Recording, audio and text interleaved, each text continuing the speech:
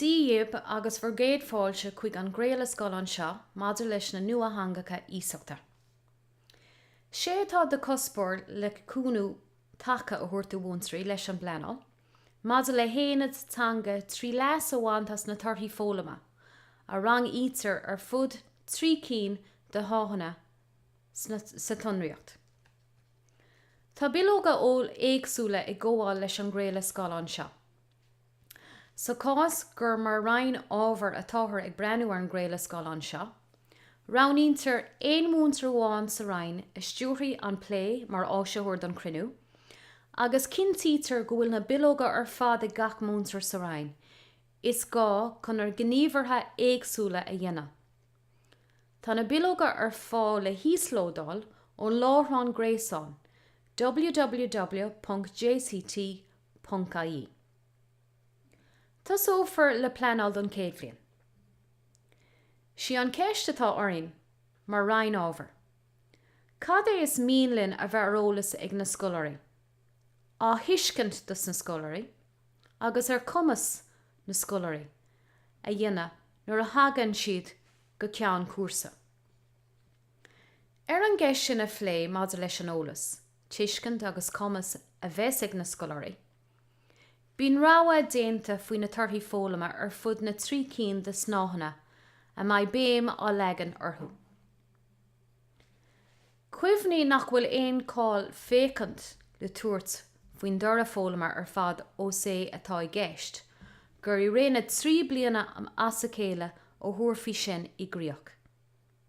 Ina áit sin, is féidir béim a legan ar na torthaí fólama ar mín le díriú orthú, ar wathe le éonad fólama, espéras faoi le. Sa cás seo againe, tá torthaí fólama ránathe againn as snáthe a héan, snáthe a dó, agus snáthe a trí. Déantar an craoladh scoileáin is stadanis, agus léitar na torthaí fólama tá ránathe againn don éonad fólama seo. Héan punca a ní. Focail le uaimniú le dóthain cruinnis go dtigtar iad agus leis an tin cainte cuí. 3 punca héan. Roinnt gnéithe de hir nó tíortha na sprocthanga, ábhfuil gnéithe geografica an aimsir, áitsanna agus san cóirthaí agus bia a animnú agus chuir sios sa dhéanamh orthú. 2.2 An ólamtanga ar fad a chur i bhaim ar gníomhachtaí crothéachta. Ábhfuil dántí simplí, póster, chuirí láthair, clifí agus trámaíocht a tharga. Is ar na cúiseanna seo a leanas a ranaíonn na torthaí fólama áirithe sin, de nua hangacha ísachta sa gcéad bhliain. Tá tortha fólama 1.9 ar ceann den 2 gné a bhaine le labhart na tanga. Ótá idir dhealú á dhéanamh feasta againn idir labhart na tanga agus idir gníomhaíocht cainte. Brathú gur gá na scoláirí a chur i mbun na dorthaí fólama maidir le labhart go luath sa gcéad bhliain. Ionas gur féidir labhart le daoine eile a bhfuil labhart na sprocthanga acu. Go háirithe le cainteoirí dúchas, is den bhunríochtanas go mbeadh na daltaí ólach ón dús ar an bhuaimniú ceart ar ocail. Is dá bhrí sin a ranaíú tortha fólama a bhaineann le thuairleabharíocht don éanad seo. Cuireamar an tortha fólama sin in éanacht le tortha fólama ón darna snátha agus an tríú snátha comá. Ranaíodh ón darna snátha tortha fólama 2.2. An ólamtanga ar fad a chur i bhaim ar gníomhaíochtaí crothéacha, ábhfuil dáanta simplí, póster, chuirí láthair, clifí agus trámaíocht a thargu. Leis an bhforbairt ar an scill mhórthábhachta, maidir le crothéacht i mbun-tanga ó ólam. Cuid ófar leis na scoláirí an mó is fearr ina bhólamíonn siad féin a thabhairt faoi deara. Is é an tortha fólama a ranaíodh as an tríú snátha, iver 3.1, Rions gnéthe de hir nó de hirtha na sprockhanga, áil gnéthe geografacha, an aimsir, áitna agus san cóirthaí, agus bia, a animnú agus cur sios a dhéine orthú. Is andúil go mín réamholalas ag daltaí ar an réimse seo. Cibé an margheall ar cuairt a thuairt ar hir na sprockhanga, nó sim I bhórna pella as cathracha éagsúla. Measú go méid fúmnú crín ar ennacha sangnéthe suntasacha agus cathracha úsáideach. Cumá lena bheith riochtainna I náil leis an bhorbairtanga agus cultúr sna scoláirí.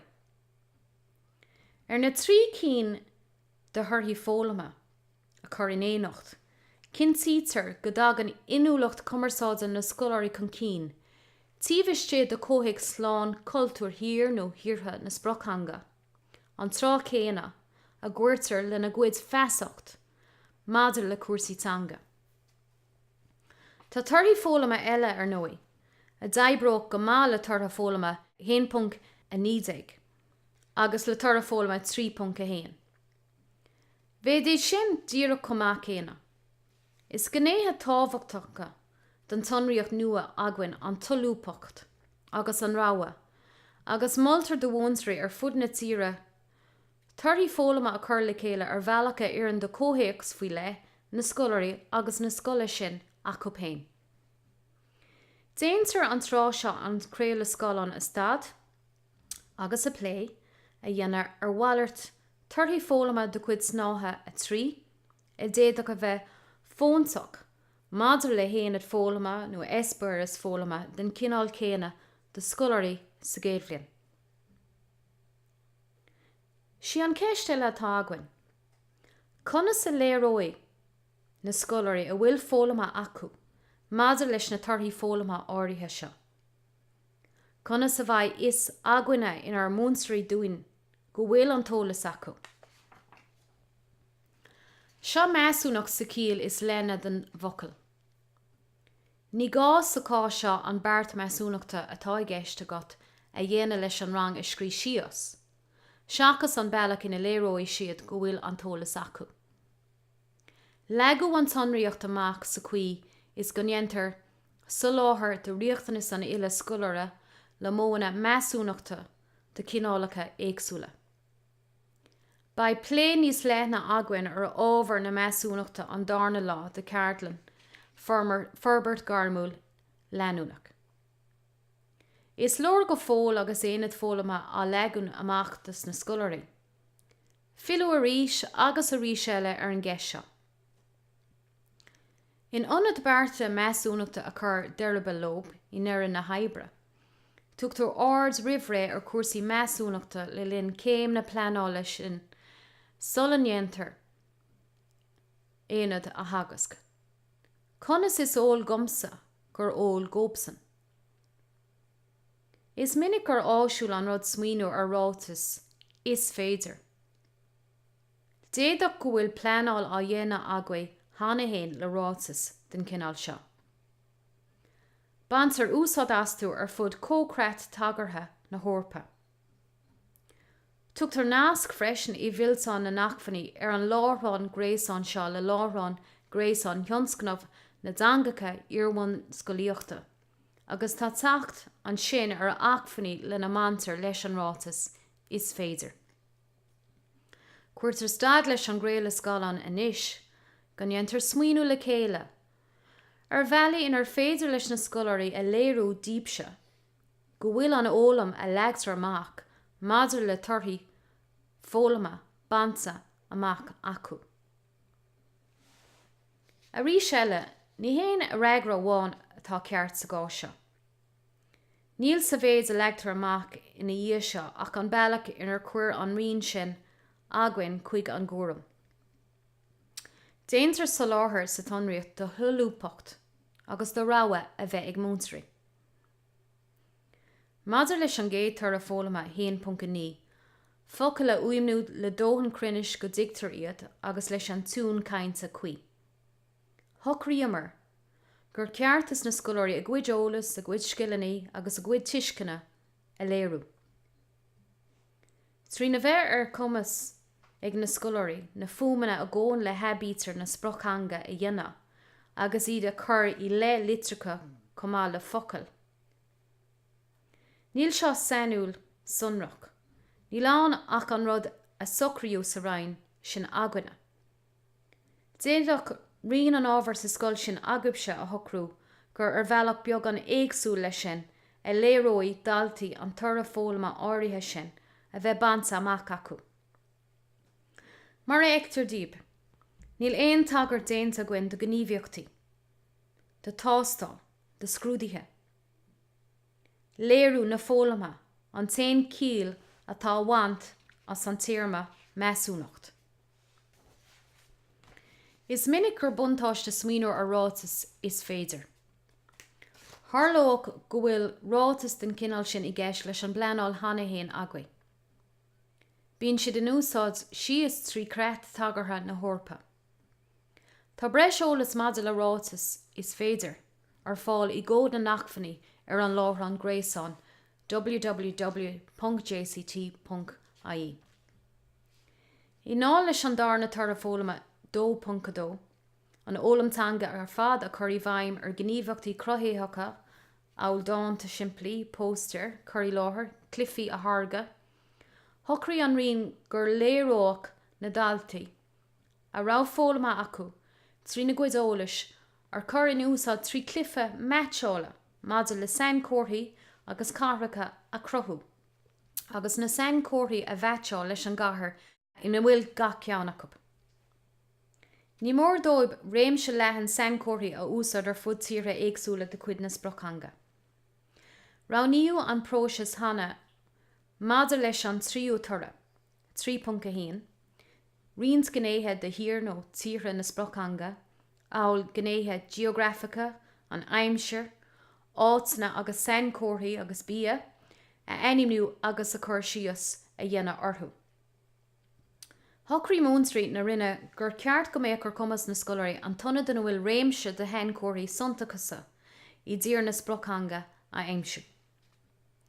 Trí rátas is féidir a legan amach go bhhanan go sanú leis an ggóthaíoch sunrach le rítar ríis tré an tláán cóirithe maidir leis an gcurchuige a ggóin le héanad fólama a crothú dar gcuid scoláirí. Ar 2 nó 3 de thura fólama as náhanna éagsúla chur le chéile. Crothaítar éanad fólama in lámhsithe lenar féidir leis na scoláirí a bhfuil fólama acu a léirú. Is den tácht líon na dorthaí fólama a cuineáil ag 2 go 3 tura fólama. Tá deugfaí thar fór lena líon, bheadh sé sin deacair, éon bheasúnacht artis a dhéanamh ar ólam na scoláirí. Le líon beag torthaí fólama a ránú ar fud dus na 3 snáhanna. Seach nítar an cás ina míon na torthaí fólama mar a bheadh listí do rudaí a bhfuil tic le carlób. Mar a luúa níos luthe, táthar a ceapú gur mar rion ábhar a bheith socrú á dhéanamh maidir le torthaí fólama agus le bearta measúnachta. Ar ais chuig an timpléad pleanála inis. Tá na ceistan seo curtha againn oiríonn héin. Cén tólas, cén tuiscint, cén cumas, is míonlam a bheith ag mo cuid scoláirí. Conas is ól gomsa, cadíd na rudaí is ól góbsan. Ar ailinn inis go dtí na bearta fólama. Bíonn cathú an na gníomhartha fólama a legan amach ar dús agus na torthaí fólama a chur deirbe lob. Tá sin le seachant. Mar a luú hana, déantar na bearta fólama a phleanáil de réir ar gcuid scoláirí héin go sonrach. Cé go mbeidh torthaí fólama agus móna measúnachta an néon tú againn, mar ranna ábhar. Bannaí éagsúlach leis na gníomhartha fólama de réir mar is fearr éireann don múnsar éonar agus de scoláire agus scoláirí an múnsar sin. Cuirtar stad an seo leis an gréil an scáileáin, agus leagtar amach sre gníomhartha ar bé deire a bhailób na bearta measúnachta I náil le gach ceantas na torthaí fólama seo. Ní gá teasc scríbhneoirte nó tástal a bheith ag deireadh gach éad fólama go fada agus gur féidir le gach duine is na scoláirí a gcuid fólama a léirú. Tá rions móna éagsúla ag daoine den iarrainn sin againe, chun cur chuig na torthaí fólama seo a chuirt i gcríoch. Mar is léirdíobh, dhírí siad ar na torthaí fólama ar bhealaí atá cosúla na chéile, ach tá éagsúlacht ag bant le na gcuid comharthaí. Is féidir an craoladh scáileáin seo a stádar gach ceann is na sleamhnáin seo a lenas. Tá na timpléad pleanála ar fáil le breanúartha sa cód pleanála ar an láithreán an gréasán www.jct.ie. Nuair a bhíonn úsáid a bhaint as torthaí fólama i mbealán pleanála, ní gach mion cuid de gach ceacht a pleanáil. Cuimhní nach gá iarracht a dhéanamh stratéisí litreachta agus ihreachta nó éon ceann is na scileanna príomhthobhachta ó thabhairt san áireamh, iad de cuid pleanála. Marall go bhfuil siad sin ina dlúchuid dus na torthaí fólama hana hain. Tá an próiseas pleanála níos cuimh cóirithe ón taobh sin den scéal. De réir mar a héitir i gcleachta na sonraíochta agus i gcobar i gcóir le mónstraí ar fud an réigiún. Tucaí cleachta níos fearr ar an próiseas pleanála seo freisin. Déantar iarracht pleanáil ar feadh tréimhsí, fada a thachant. Is fearr pleanáil a dhéanamh de éon tíorma amháin, agus a aibhréanú a dhéanamh ar an plean, de réir mar a héitir ar aghaidh an céad bhliain. Pointe 1. Agus pleanáil a dhéanamh ar aonad teanga. Bantar leasás idir 2 agus 3 tortha fólama ar fud na snáithanna éagsúla. Pointe 2. Bíonn ard ribhré ar cuasaí measúnachta le linn céim na pleanála leis an gceist. Conas is ól gomsa gur ól gópsan. Pointe 3. Déantar pleanáil i gcóir ar na héanad fólama agus ar cuasaí measúnachta tíbiste de rion na nua-hangacha ísachta. Déanann gach móntar faoi le pleanáil ar na gníomhartha. Guribh maith agat as fécant ar an gréile scáileáin seo. Tá súil againn go raibh buntáiste agaibh agus agat as maidir le héanad fólama a cruthú trí thorthaí fólama a úsáid. Cuimhnigí, go ndéantar soláthar sa tonraíocht de thulúpacht ag na scoláirí comá leis na mónstraí, agus nach an don éon reagra amháin atá ceart seachas freagraí eile.